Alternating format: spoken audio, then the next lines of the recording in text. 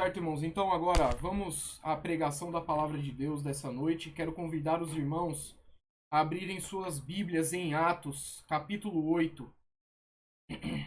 Atos, capítulo 8. Vamos ler do versículo 1 até o versículo 8.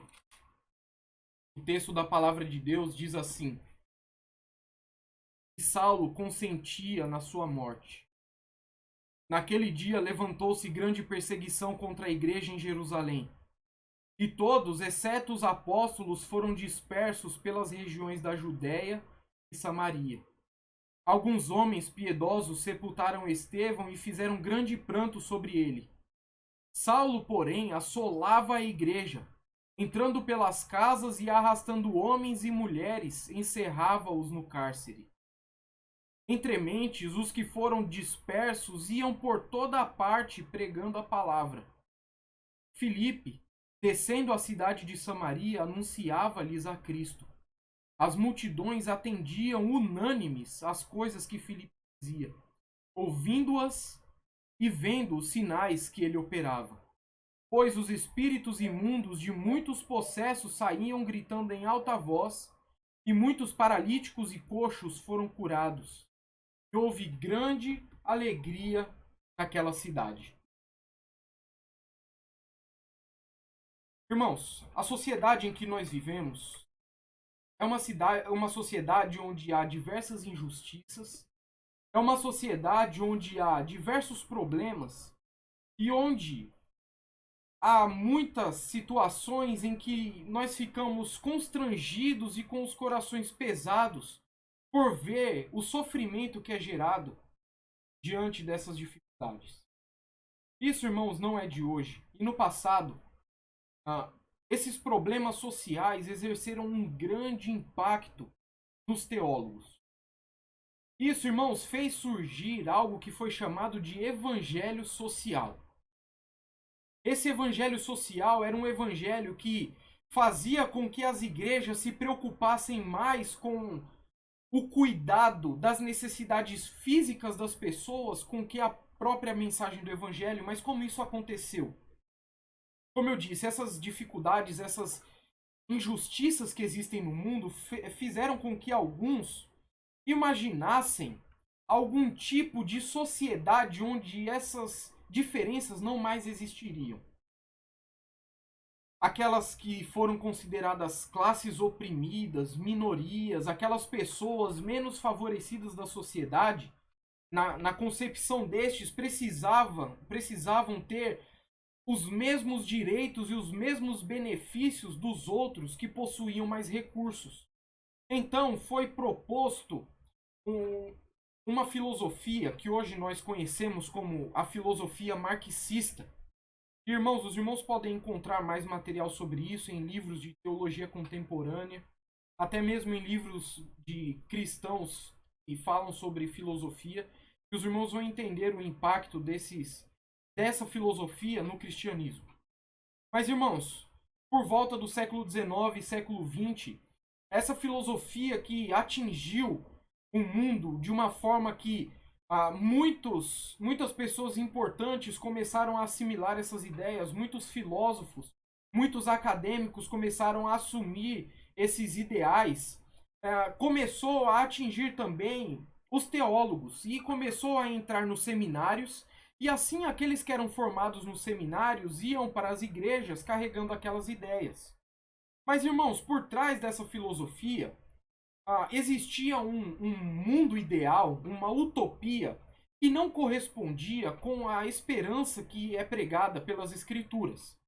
E isso, irmãos, porque a solução que era dada para essas diferenças que existiam na sociedade era uma solução que tratava meramente dos problemas sociais e não dos problemas espirituais.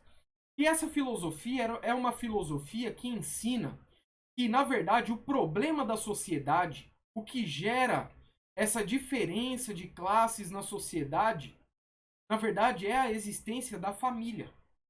Porque a família, uma vez que ela existe, ela acumula bens, a família acumula propriedades, e uma vez que a família acumula propriedades, isso gera desigualdades na sociedade. aquilo que pensavam eles deveria ser comum para todos, na verdade estava restrito a poucas pessoas. Então a ideia era de que você não deveria ter um carro e uma casa, mas de que essas coisas deveriam ser compartilhadas. De que você não poderia ter bens. Porque a existência da propriedade privada fazia com que as injustiças fossem produzidas. E notem, irmãos, que a família, que era a geradora da propriedade privada, ela tinha sua raiz na escritura. A família tinha a raiz na religião cristã e na religião judaica. Eles entendiam que a família, como ela existe na sociedade, ela era sustentada porque as pessoas continuavam recebendo aqueles ideais cristãos e continuavam perseverando com aquelas ideias. Então, qual era a estratégia? Para que a propriedade privada deixasse de existir e as diferenças sociais deixassem de existir, era preciso desmantelar a família. E para desmantelar a família era preciso desmanchar a religião judaico-cristã. Os irmãos talvez já tenham ouvido falar sobre isso em outros contextos, mas irmãos, isso chegou de uma maneira muito forte nos teólogos daqueles dias. E eles começaram a assumir essas ideias. E aquilo que deveria ser destruído, que era a religião cristã, começou a pregar a mesma filosofia. Então, irmãos, o cristianismo se transformou em uma aberração. Porque o cristianismo foi tomado por esse sentimento de cuidado das necessidades físicas das pessoas e de correção das injustiças sociais, a ponto de que agora o evangelho pouco importava. Associado a isso, irmãos, estavam também a filosofia por trás do evolucionismo, o racionalismo, que dizia que o ser humano pode chegar ao conhecimento da verdade através unicamente da razão. Então, todos esses pensamentos juntos moldaram o pensamento desses teólogos e fizeram com que surgisse o evangelho social. Isso, irmãos, se espalhou pelo mundo inteiro, especialmente na Europa e nos Estados Unidos. E como eu já disse, os seminários começaram a assumir essas ideias e começaram então a distorcer as escrituras para que essas ideias pudessem ser mantidas. Então, quando eles falavam de reino de Deus, eles não estavam mais falando, como nós, de um reino onde o Senhor Jesus Cristo reinará e ele eliminará toda a injustiça, porque será um reino de justiça e paz. Não, para eles, não era Jesus Cristo que estaria no centro desse reino. Para eles, esse reino era um mundo comunista. Então, essa ideia adentrou o cristianismo. Até, irmãos, no meio do catolicismo, isso existe hoje. E é chamado de teologia da libertação. Mas, irmãos, eu estou falando de todas essas coisas porque eu quero que os irmãos compreendam o impacto que tudo isso teve dentro do cristianismo. E dentro também das nossas igrejas até hoje. Esse evangelho social era o evangelho que foi concebido dentro da teologia liberal, da teologia naturalista, que negava milagres, que negava a inspiração das escrituras, que negava que Deus se revelasse de alguma forma, que negava os princípios fundamentais da fé cristã. Então, esses pensamentos, eles entraram e produziram um grande desconforto dentro da igreja, de forma que no início do século XX, surgiram alguns cristãos que se reuniram e produziram um material chamado Os Fundamentos. É aqui, irmãos, que os fundamentalistas têm origem. E esse material, Os Fundamentos, defendia aquilo que a Escritura ensinava e que era essencial para a fé, como, por exemplo, a inerrância da Escritura, o nascimento virginal de Cristo, verdades que eram negadas por aqueles teólogos daquela teologia socialista, do evangelho social. Então, negavam a ressurreição corpórea de Cristo, mas os fundamentos defendeu de novo a ressurreição de Cristo. O fato de que a morte de Cristo foi uma morte que era uma expiação vicária, não era meramente a morte de um mártir, mas a morte que perdoava pecados e a historicidade dos milagres. Todas essas coisas começaram a ser defendidas de novo. E aí surgiram algumas igrejas que resolveram se separar daquelas outras que queriam fazer aquelas obras de caridade com aquele discurso de amor muito parecido com aquilo que nós falamos na escola dominical hoje. Eu vou repetir agora. Os irmãos devem ter visto circular alguns vídeos aí sobre alguns líderes evangélicos convidando as pessoas: olha, vamos fazer um jejum, vamos fazer orações e etc. Mas, irmãos, nós não compactuamos com isso que esses homens estão fazendo, porque nós não temos parte com eles. São ministros de Satanás, como dissemos hoje mais cedo. E esses homens estão deixando as diferenças de lado, como eles mesmos dizem. Deixando as diferenças de lado. As diferenças não importam. Era exatamente esse, irmãos, o sentimento naqueles dias, mas as igrejas sérias se posicionaram. E então surgiram algumas denominações que são denominações que permanecem até hoje. Na verdade, são ramificações das denominações que já existiam, como, por exemplo, surgiram os batistas regulares nesse contexto. A nossa igreja em Campo Grande tem origem nos batistas regulares. As igrejas aqui do Rio Grande do Norte são igrejas batistas regulares. Surgiu também nesse período Igreja Presbiteriana Ortodoxa, a Igreja Presbiteriana Bíblica, a Associação Batista Conservadora dos Estados Unidos, Igrejas Batistas Fundamentalistas Independentes. Esses foram os principais grupos. Mas esses se opuseram à teologia socialista. Eles se opuseram ao evangelho social. Eles se opuseram ao fato de que o propósito da igreja era resolver as diferenças sociais que existiam no mundo. Então, com o passar das décadas, essas denominações elas continuaram lutando contra o evolucionismo, contra o socialismo, contra a liberdade sexual que estava sendo pregada por esse movimento. Então é por isso que existem igrejas que ainda hoje são denominadas igrejas fundamentalistas. E os batistas regulares são igrejas fundamentalistas. Por quê? Porque defendem os fundamentos da fé. Eles não apoiam um evangelho social, mas eles apoiam um evangelho puro, como apresentado nas Escrituras. E, irmãos, diante desse contexto, as nossas igrejas até hoje sofrem o impacto desse movimento. O liberalismo teológico já passou. Essas igrejas murcharam e acabaram. Mas ainda hoje, irmãos, a influência ficou. Como eu já disse, existe a teologia da libertação no catolicismo, mas dentro das igrejas protestantes também existem movimentos teológicos que carregam muito ainda daquela carga do evangelho social. Então existem muitas teologias como teologia do processo, teologia da esperança, outras teologias como a igreja emergente. Todas essas teologias que trazem para dentro das igrejas, que são consideradas evangélicas, esse tipo de ideologia de um evangelho social, mudando o propósito e o foco da igreja. E de fato, irmãos, ainda hoje algumas igrejas têm se preocupado mais com o trabalho social do que realmente com a pregação do evangelho. Defendem abertamente: olha, o nosso propósito é cuidar das necessidades das pessoas. Enquanto isso, os homens estão perecendo sem conhecerem a Cristo. Então, o que nós queremos ver hoje, irmãos, nesse texto, nós queremos refutar o evangelho social com base nas Escrituras e o texto que vamos estudar em Atos capítulo 8. A ênfase que nós vamos dar aqui é na pregação do evangelho genuíno, apesar das circunstâncias.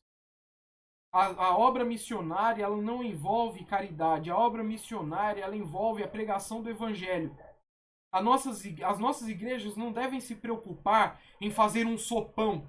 Elas devem se preocupar em levar as pessoas ao arrependimento e fé em Cristo. E é isso, irmãos, que nós queremos aprender no texto dessa noite. E o que nós vamos observar aqui é que a responsabilidade da igreja é pregar o evangelho de Cristo para a sociedade sem Deus. Então, irmãos, os irmãos podem notar que esse texto é o texto que trata da dispersão dos crentes na perseguição que começou com a morte de Estevão. Primeiro ponto que nós queremos observar aqui, irmãos, era o incômodo que a igreja produziu na sociedade daqueles dias. Vamos ler novamente o versículo 1.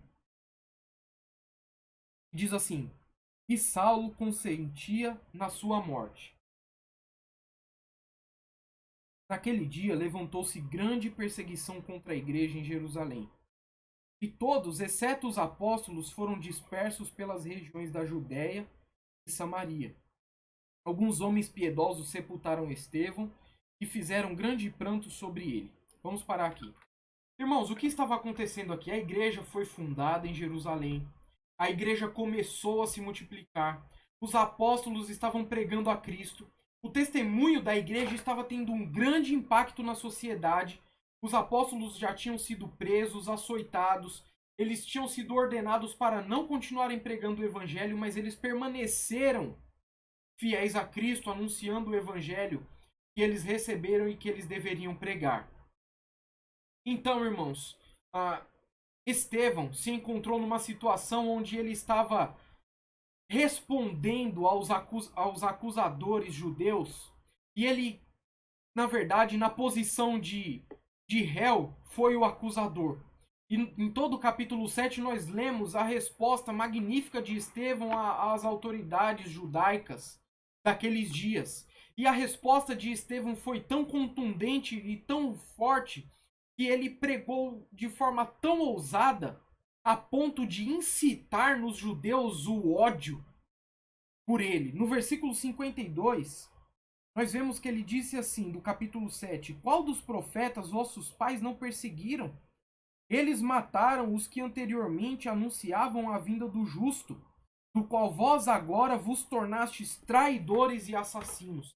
Então, com palavras duras, Estevão estava pregando o evangelho e estava acusando os judeus de terem matado a Cristo. Então o ódio dos judeus foi alimentado e eles, com grande ira, como diz o versículo 57, eles, porém, clamando em alta voz, taparam os ouvidos e unânimes arremeteram contra ele. Então, irmãos, Estevão foi apedrejado e morto, porque estava pregando o evangelho. Porque estava dizendo que Jesus Cristo era o Messias, que Jesus Cristo era o Salvador, que eles não deveriam esperar por outro, mas que o Messias esperado já tinha vindo e eles o tinham matado. Isso, irmãos, causou uma grande dor nas pessoas da sociedade. É claro que nem todos apoiaram esse ato, mas especialmente na comunidade dos crentes. Versículo 1 ainda diz, do capítulo 8, que houve grande pranto. E se levantou grande perseguição contra a igreja. Notem, irmãos, que aqui foi o início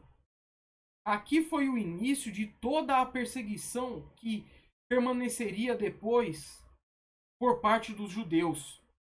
A mesma perseguição que fez com que Paulo fosse preso e posteriormente morto. E nós notamos aqui, irmãos, que quem estava perseguindo os crentes especialmente era Saulo. Saulo, que depois vai ser chamado de Paulo. A mudança no nome aqui é só uma diferença nos idiomas. Mas aqui ele ainda é chamado de Saulo. E notem, irmãos, que a morte de Estevão, ela foi consentida por Paulo. E naquele momento ainda era chamado Saulo. E isso, irmãos, fez com que grande perseguição se levantasse contra a igreja. Enquanto os homens piedosos, os homens que verdadeiramente temiam a Deus tomaram o corpo de Estevão e o sepultaram, homens de coragem. Saulo, ele estava perseguindo a igreja com grande fúria e com grande ódio.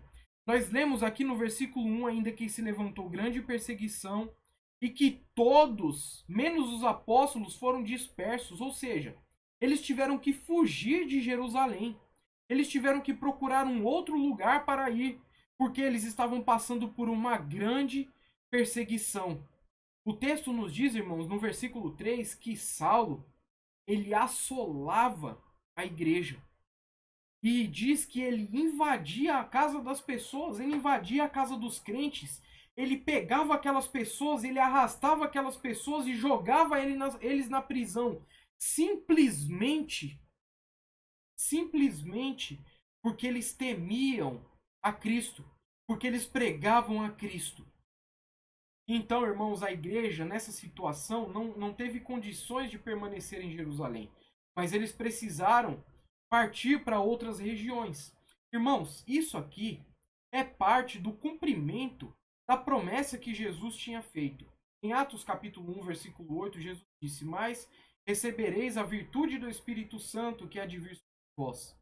E ser-me-eis testemunhas, tanto em Jerusalém como em toda a Judéia e Samaria e até os confins da terra.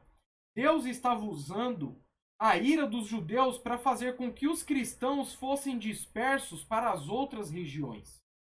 E aqui os cristãos foram especialmente para a região da Judéia e da Samaria. Eles foram para os interiores da Judéia e eles avançaram até chegar à cidade de Samaria. Lembra que os judeus tinham uma rixa com os samaritanos, mas na fuga de Jerusalém, os cristãos precisaram ir para lá. Então Deus usou essa dispersão para fazer com que o evangelho fosse pregado naquelas outras localidades. De toda forma, irmãos, o que nós vemos aqui? A reação negativa do povo judeu simplesmente por causa da pregação do evangelho. Os apóstolos ficaram em Jerusalém, Deus ainda ia usá-los ali, mas o que nós vemos é que a igreja, no geral, ela foi dispersa e ela começou a se espalhar pelas outras regiões.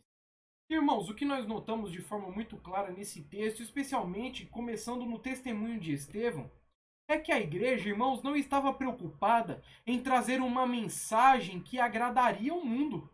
A igreja não estava preocupada em trazer uma mensagem que conquistaria a admiração do mundo. Mas a igreja estava focada na evangelização. A igreja estava focada na pregação de Cristo e da sua palavra. Nós vemos, irmãos, que isso causou uma reação muito ruim. Isso causou ódio por parte dos judeus. De forma que a igreja foi brutalmente perseguida e expulsa. Imagine só as pessoas tendo que deixar as suas casas, deixar seus familiares, deixar seus empregos, deixar tudo que possuíam, deixar a sua terra natal, para fugir para outros lugares que talvez nem conhecessem. Fugir a pé, fugir sem suprimentos, fugir ao relento, e tendo que fazer isso simplesmente porque falavam de Cristo. Irmãos, a preocupação da igreja aqui não era sustentar os pobres, não era fazer caridade, embora nós vejamos aqui no texto, especialmente em Atos 2, que os crentes cuidavam uns dos outros. Eles cuidavam uns dos outros, isso não está descartado aqui, mas o que nós vemos é que perante o mundo, a igreja não estava procurando resolver os problemas sociais. Lembra que quando os apóstolos encontraram o paralítico na porta do templo, o que foi que eles fizeram? Eles deram dinheiro para aquele homem? Não. Muito pelo contrário, Pedro disse: Não tenho prata e não tenho ouro, mas o que eu tenho, isso te dou. E aquele homem foi curado da sua enfermidade. Então, irmãos, a igreja estava preocupada com a pregação do evangelho. Logo após a cura daquele paralítico, Pedro começou a pregar o evangelho. Deus estava usando aquela situação para que a atenção das pessoas fosse chamadas e o evangelho fosse pregado. A pregação do evangelho incomoda o mundo. Assim como a pregação de Estevão fez com que ele fosse morto. A pregação do evangelho não é uma mensagem agradável, doce para os ouvidos, mas é uma mensagem que acusa o nosso pecado. É uma mensagem que acusa a nossa falta diante de Deus. É uma mensagem que mostra que nós estamos numa situação deplorável e que nós somos muito menos do que pensamos ser. É uma mensagem ofensiva. É uma mensagem de negação de si mesmo. mas é uma mensagem que traz a salvação. Os crentes, irmãos, estão preocupados com a pregação do evangelho para a salvação das almas e não com as necessidades do corpo.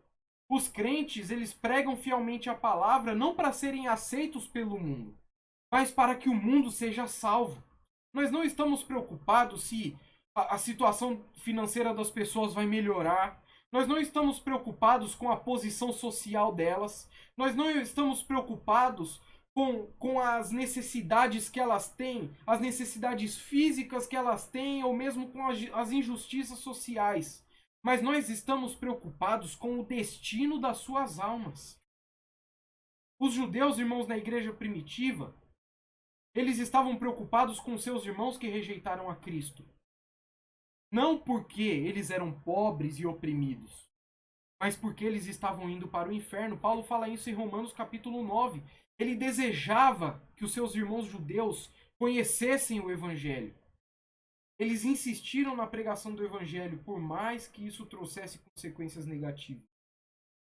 Irmãos, a nossa situação como pregadores do evangelho é semelhante, é análoga à de um médico.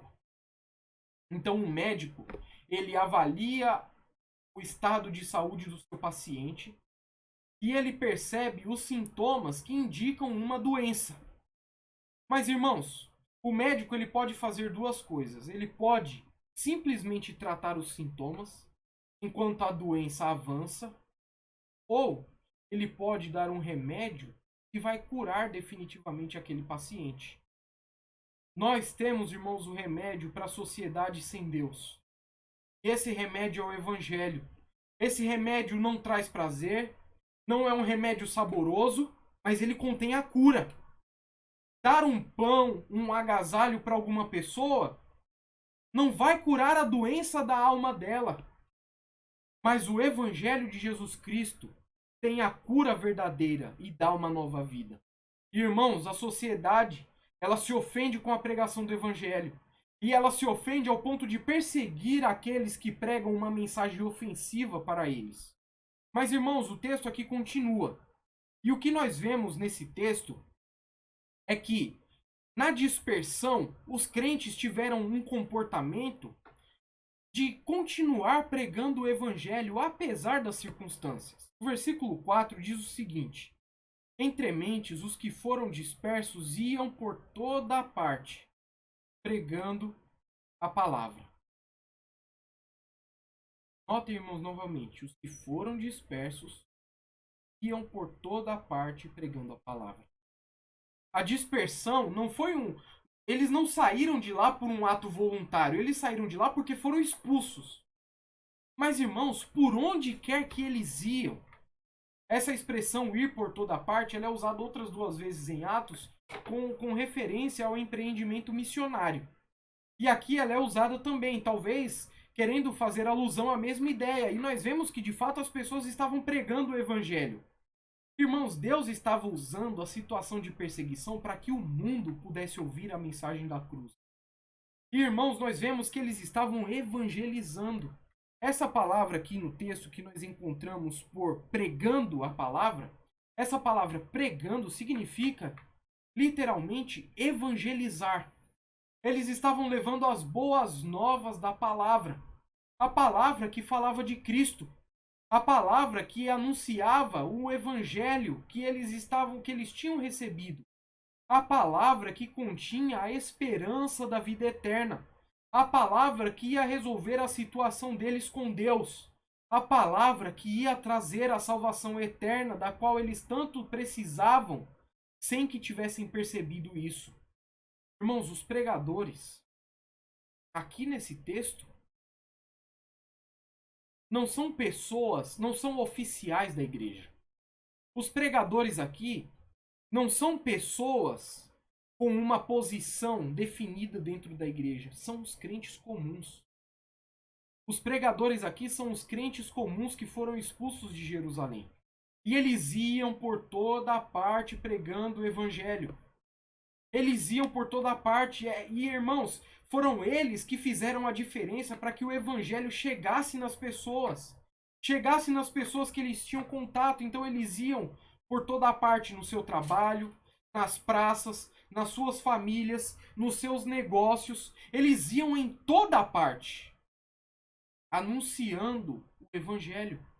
Os principais pregadores do evangelho, irmãos, não são meramente os pastores, nem os missionários, mas os que fazem com que o evangelho chegue nas pessoas são os integrantes da igreja, são os membros comuns da igreja, são aquelas pessoas que receberam a Cristo e testemunham dele onde quer que vão e em qualquer circunstância, mesmo que sob perseguição. Eles, irmãos, são aqueles que fazem a ponte do evangelho com os perdidos.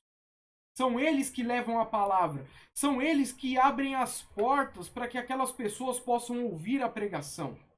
Seja por meio de um contato, um convite que você faz, seja por meio do seu testemunho de fé, seja por meio da explicação do evangelho, seja por meio de fazer com que o pastor tenha um contato com essas pessoas, seja promovendo um culto no seu lar, irmãos, seja distribuindo um folheto. A mensagem da cruz, ela é pregada pelos membros da igreja. E o conteúdo dessa mensagem é a palavra. O testemunho dos crentes mostra uma vida coerente com as escrituras, mas é preciso também que eles anunciem, que eles digam para as outras pessoas a mensagem da cruz. Aqui, irmãos, o texto não está dizendo que eles iam por toda parte distribuindo alimentos, nem cuidando dos enfermos, nem desfazendo as injustiças da sociedade. Eles não estavam dando banho em mendigos, eles não estavam cortando o cabelo das pessoas, nem estavam fazendo plantões médicos e odontológicos, como algumas igrejas têm feito hoje. O que eles estavam fazendo, irmãos, era pregando o puro evangelho, a palavra de Deus. Os crentes foram fiéis à palavra de Deus mesmo diante daquela oposição e pregaram fielmente o evangelho. Porque, irmãos, só o evangelho transforma. Se nós usarmos qualquer outra estratégia, se nós trouxermos o evangelho cujo conteúdo não é a palavra, notem, irmãos, de novo o que o texto diz. Eles iam por toda parte pregando a palavra. Se nós tirarmos a palavra, irmãos, a nossa mensagem ela perde a sua essência. E as igrejas elas começam a oferecer como tem acontecido hoje: saúde, prosperidade, bênçãos, curas, resolução dos problemas, etc, etc, etc. E as pessoas, as multidões correm em busca dessas coisas, porque não estão ouvindo a mensagem da cruz, não estão ouvindo a mensagem do evangelho, mas simplesmente estão buscando algum benefício próprio, alguma vantagem. Estão buscando a Deus para obterem algum benefício aqui nesse mundo. E, irmãos, de que adianta usar desses artifícios para atrair as pessoas, sendo que isso não vai transformar a vida delas? Romanos 10:17 diz que a fé vem pelo ouvir da palavra de Deus. Se nós tirarmos a palavra, o nosso evangelho se torna um evangelho diferente do evangelho pregado pelos apóstolos e por esses crentes que iam por toda a parte, colocando as suas vidas em risco para fazer Cristo conhecido. Se dermos comida para as pessoas, elas voltarão a ter fome. Mas se nós dermos a elas o pão da vida, elas serão eternamente saciadas. E era essa mensagem que esses crentes estavam pregando. O texto continua, irmãos. E agora o que nós vemos no versículo 5 até o versículo 7, aqui uma parte mais abrangente do texto, é que houve uma pessoa que assumiu a posição de pregador, de evangelista. E aqui é o diácono da igreja, Filipe. Se os irmãos lerem o começo do capítulo 6, os irmãos vão ver que Estevão, um dos que o que foi morto e que foi o início de toda a perseguição, ele era um dos diáconos, escolhido pela igreja, e Filipe também era um desses diáconos. E aqui nesse texto ele aparece de novo. Mas ele não aparece mais em Jerusalém, porque ele foi expulso de lá. Ele aparece agora, irmãos, exercendo a função de um evangelista. Seria anacrônico nós dizermos aqui que Filipe era um missionário. Mas o que nós vemos, irmãos, é que ele assumiu a posição de um pregador do evangelho. Então, o primeiro pregador fora de Jerusalém, oficial, foi Filipe, como nós observamos aqui nesse texto. E ele pregou em Samaria, aquela cidade onde os judeus tinham dificuldades de relacionamento com aquele povo. Isso, irmãos, está nos mostrando aqui no texto, num estudo mais abrangente do livro de Atos, o que nós vemos aqui é a expansão geográfica do evangelho. A expansão numérica já começou a aparecer em Atos, capítulo 2, até o capítulo 5. Aqui nós vemos a expansão geográfica. E depois, mais adiante, nós vamos ver a expansão étnica, quando os gentios são alcançados também pelo evangelho. Mas até aqui, irmãos, nós vemos que eles chegaram a Samaria. Lembra que Deus disse: recebereis poder ao vir sobre vós o Espírito Santo, e sereis minhas testemunhas, tanto em Jerusalém como em toda a Judéia e Samaria e até os confins da terra. Então o evangelho aqui estava chegando a Samaria e Filipe estava pregando Cristo. A palavra que é usada aqui, irmãos, é a palavra anunciar. E essa palavra significa realmente pregação. Aqui, diferente, o texto traz isso para nos mostrar essa diferença de que o testemunho dos crentes era um testemunho pessoal. Mas aqui era uma pregação diante das pessoas. Era uma pregação em que alguém se levantava e anunciava uma verdade diante das pessoas. E nós vemos, irmãos, aqui nesses versículos, que Filipe, descendo a cidade de Samaria, anunciava-lhes a Cristo, e as multidões atendiam unânimes às coisas que Filipe dizia, ouvindo-as e vendo os sinais que ele operava. Então notem, irmãos, que ele estava pregando a Cristo e as multidões estavam atentas, estavam ouvindo. Era uma mensagem diferente, especialmente entre os samaritanos que tinham esperança de que viria um profeta semelhante a Moisés e ele anunciaria essas coisas a eles. Então eles esperavam também o Messias e agora eles estavam ouvindo a mensagem sobre a vinda do Messias. E eles estavam atentos a essa pregação. E nós vemos aqui, irmãos, algo que aparece nesse texto e que é repetido outras vezes depois no livro de Atos, que é a realização de sinais. E Filipe estava realizando sinais diante daquelas pessoas. O texto fala que ele estava fazendo exorcismos e curas. Então ele estava expulsando demônios e estava libertando as pessoas das suas enfermidades. Irmãos, é preciso dizer aqui que o que ele estava fazendo aqui não era o que as pessoas dizem fazer hoje. Os irmãos devem até ter percebido que diante da pandemia, as igrejas fecharam e pararam de realizar os cultos de cura. É uma incoerência muito grande. Mas o que nós vemos aqui nesse texto era que realmente pessoas estavam sendo curadas. Diante daquelas multidões, as pessoas estavam sendo curadas.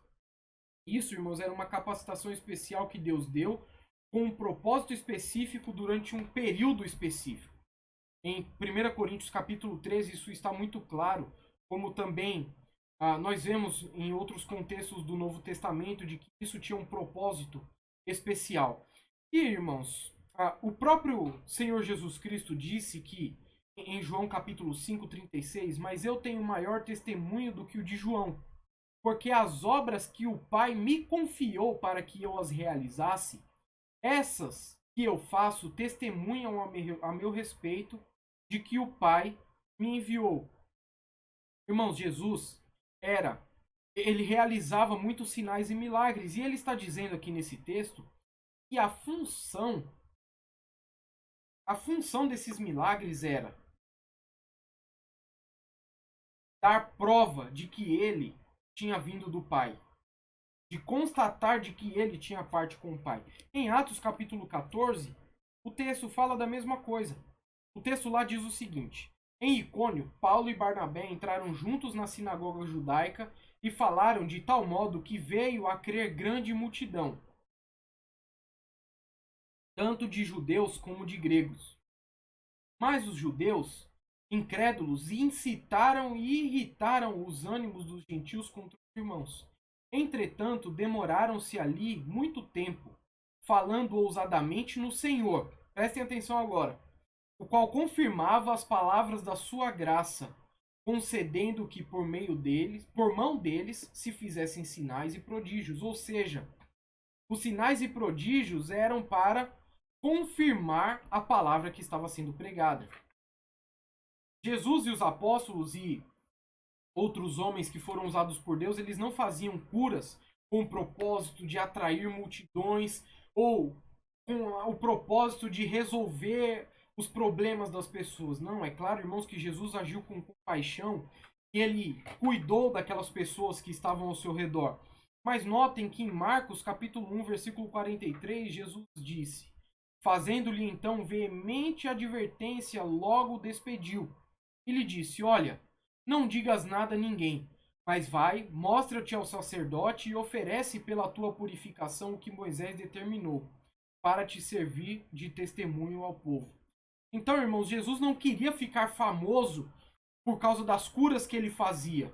O seu propósito era pregar o evangelho. E os milagres autenticaram a sua mensagem. Os milagres que ele fazia davam prova de que ele era o Messias. Então os sinais eles foram usados com esse propósito. Agora, irmãos, o que eu quero que os irmãos percebam nesses versículos é que a igreja tem uma responsabilidade também quanto ao envio de homens para a pregação do evangelho aonde nós não podemos ir. A pregação do evangelho ela é realizada na igreja local. A pregação do evangelho ela é realizada individualmente pelos membros da igreja. Mas a pregação do evangelho também é realizada por homens chamados para esse fim. E a igreja, irmãos, ela está envolvida com a pregação do evangelho por todos os lados. Nós, irmãos, não sustentamos missionários no campo para que eles estejam lá ajudando as pessoas nas suas necessidades. Nós sustentamos missionários para que eles estejam lá pregando o evangelho. Nós estamos preocupados com a pregação da cruz de Cristo, não com a solução das diferenças que existem no mundo. Nós, irmãos, sustentamos missionários que pregam a palavra. Assim como Filipe, ele foi até os samaritanos para pregar a Cristo. E o que nós vemos depois como resultado aqui no texto é que os samaritanos se converteram. Mas nós vemos, irmãos, que ele pregou fielmente a palavra. O texto nos diz que ele pregou a Cristo. E é isso, irmãos, que nós devemos fazer também. Levantar, separar homens para pregarem a Cristo. As curas que Filipe realizava, ou que Jesus curou, elas não podem ser um pretexto para nós empregarmos o pragmatismo no evangelismo. Usar de artifícios para enganar as pessoas ou comprar a atenção das pessoas para pregar-lhes o evangelho. Pelo contrário, irmãos, tudo aquilo tinha o objetivo, como eu já disse, de autenticar a mensagem. Mas Jesus e os apóstolos não tiraram ninguém da pobreza, nem fizeram alguém deixar de ser oprimido, e muito menos lutaram pela eliminação das classes. Mas eles viram a necessidade de pregar o evangelho e obedeceram a ordem de ir até aqueles locais distantes e anunciar aos que estavam perdidos. Hoje as prioridades têm sido invertidas. As pessoas estão preocupadas em fazer programações divertidas e fazer jogos e fazer com que a igreja se torne atraente para o mundo. Mas aqui, irmãos, nós vemos que eles estavam pregando a Cristo. Eles estavam pregando a Cristo. A necessidade do mundo sem Deus é de homens dispostos a lhes falar a verdade e não a simplesmente encher as suas barrigas. Por último, irmãos, nós vemos os resultados da pregação do Evangelho. A evangelização da mesma palavra que gerou perseguição, agora gerou grande alegria. Leiam comigo, irmãos, o versículo 8. E houve grande alegria naquela cidade. Irmãos, o que foi que a mesma pregação do evangelho gerou em Jerusalém? Ela gerou grande perseguição. Em Jerusalém, ela gerou oposição. Ela gerou um comportamento violento dos líderes judeus, especialmente de Saulo, que era um grande opositor a Cristo. Filipe aqui, ele simplesmente foi fiel, preocupando-se apenas em pregar a Cristo. Alguns irmãos vão rejeitar, outros irão se alegrar, mas o fato é que os crentes pregam a palavra, independente da reação das pessoas. Eles não pregam a palavra porque estão pensando em satisfazer os seus ouvintes. Mas eles pregam a palavra porque estão preocupados em satisfazer aquele que lhes comissionou a essa obra. Irmãos, Cristo nos enviou. Ide por todo o mundo, fazei discípulos de todas as nações, batizando-os em nome do Pai, do Filho e do Espírito Santo. Essa foi a ordem de Jesus. A conversão não está dentro da nossa responsabilidade e nem dentro do nosso poder, porque nós não temos o poder de convencer as pessoas. Isso é papel do Espírito Santo. Mas, irmãos, nós temos a responsabilidade de pregar o verdadeiro evangelho. A mesma mensagem que em alguns momentos vai gerar rejeição é a mensagem que em outros momentos produz salvação. A reação à nossa pregação nem sempre será a que nós esperamos. O que nós desejamos de fato é que sempre que nós pregamos o evangelho, as pessoas se convertam.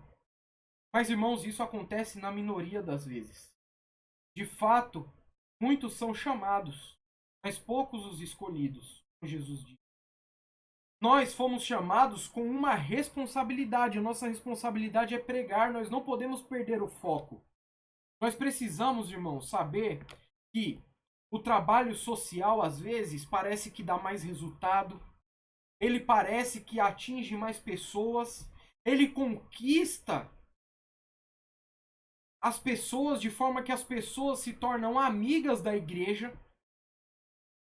Então nós vamos estar rodeados de pessoas que vão nos admirar, que vão ser gratas a nós, que virão receber esses benefícios e cederão até um tempinho do seu tempo para ouvir uma pregação.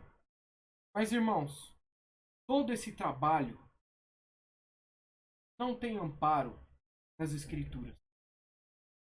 Eu conheço o exemplo, irmãos, de uma cidade no interior do Rio Grande do Norte que teve um missionário no passado que pregava, mas que, para que as pessoas ouvissem as suas pregações, ele ajudava essas pessoas, dava material de construção, dava comida, e rapidamente a igreja encheu de pessoas. A igreja tinha muita gente. Os batismos eram repletos de pessoas. Mas quando o missionário foi embora, todas aquelas pessoas saíram da igreja. Por que isso aconteceu, irmãos? Aquelas pessoas estavam ali porque estavam recebendo algo que queriam, e não por causa de Cristo. O resultado do evangelismo, irmãos, não é muitas vezes aquele que nós desejamos, como eu já disse. Mas no tempo certo, Deus há de produzir os devidos frutos. A verdade é que a minoria das pessoas vai se converter. Nós vamos pregar e talvez nunca ninguém se converta. Mas nós continuaremos pregando a Cristo. Alguns até podem se tornar nossos inimigos. Alguns podem nos rejeitar. Alguns podem fazer oposição a nós. Ou como na Índia, da qual nós estávamos falando antes, alguns podem nos perseguir porque nós falamos de Cristo. Mas, irmãos, nós continuaremos pregando a Cristo. A mesma mensagem que produz rejeição produz também salvação. E o que nós vemos é que naquela cidade houve grande alegria. Sendo aceitos ou sendo rejeitados, nós vamos continuar a pregar o Evangelho. em qualquer circunstância. Irmãos, para nós concluirmos, quero convidar os irmãos a refletir o seguinte: suprir as necessidades físicas das pessoas não é errado. Muito pelo contrário, isso é a demonstração do amor cristão que nós devemos fazer. A Bíblia está repleta de instruções dessa forma. Mas isso, irmãos, quando nós pensamos no foco da igreja, na função da igreja, isso é algo periférico, não é algo central. A igreja tem responsabilidade especialmente com seus membros. Responsabilidade de cuidar daqueles que estão passando por alguma necessidade. Mas, irmãos, a igreja não existe para resolver os problemas políticos e sociais do mundo. Irmãos, a igreja nem deve se meter com política. A igreja nem deve se envolver em nenhum aspecto com política. Porque a nossa esperança não está na justiça desses governantes. A nossa esperança não está em ideologias. A nossa esperança está no fato de que Cristo vai voltar e vai ter um reino de justiça e paz nesse mundo. Essa é a nossa esperança. Nós não temos esperança em nenhum sistema político. A nossa esperança está em Cristo.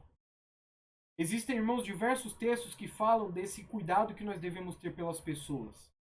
Mas, irmãos, quando Cristo comissionou os apóstolos, ele não os enviou ao mundo para resolver os problemas sociais. Ele os enviou ao mundo para resolver os problemas espirituais, para que eles pudessem pregar o evangelho e para que as pessoas pudessem ser salvas.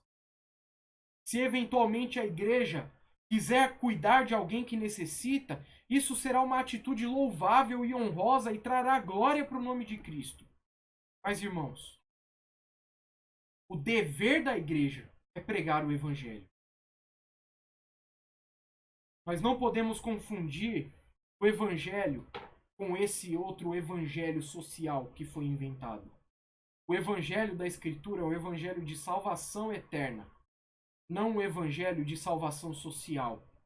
Lembre-se de uma coisa, irmãos. Provérbios, capítulo 22, versículo 2 diz: o rico e o pobre se encontram. A um e a outro faz o Senhor.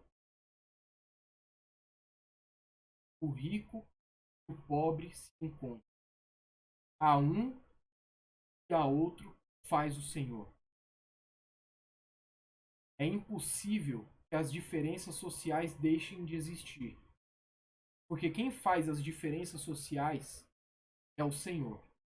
Nós não devemos, então, irmãos, lutar contra algo que está dentro dos planos de Deus. O que nós devemos é pregar o Evangelho e empregar todos os nossos esforços nisso.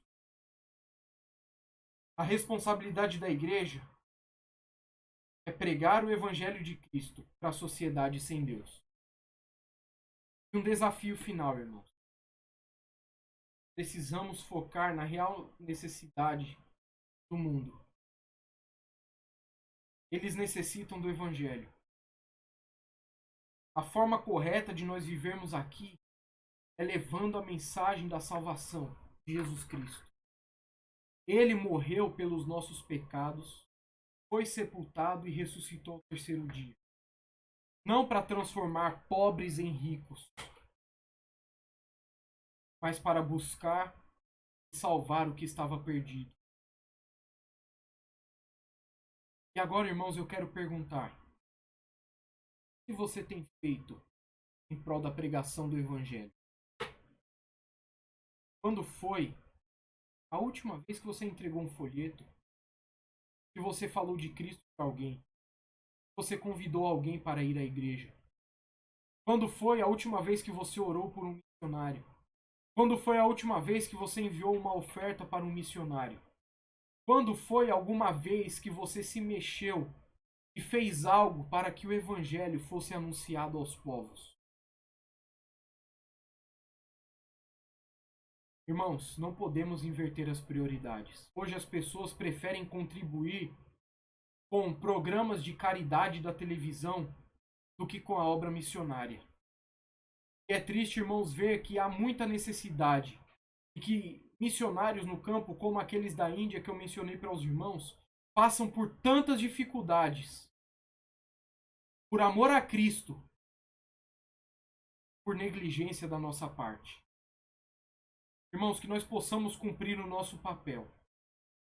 Por que existe tanta dificuldade de nós nos esforçarmos para evangelizar? Nós precisamos, irmãos, nos tornarmos evangelistas. Que a nossa igreja, irmãos, possa honrar o nome de Cristo, sendo testemunha dele aqui nesse mundo, através da pregação do Evangelho, como a igreja dispersa fez em Judéia e em Samaria. Deus abençoe os irmãos, vamos orar.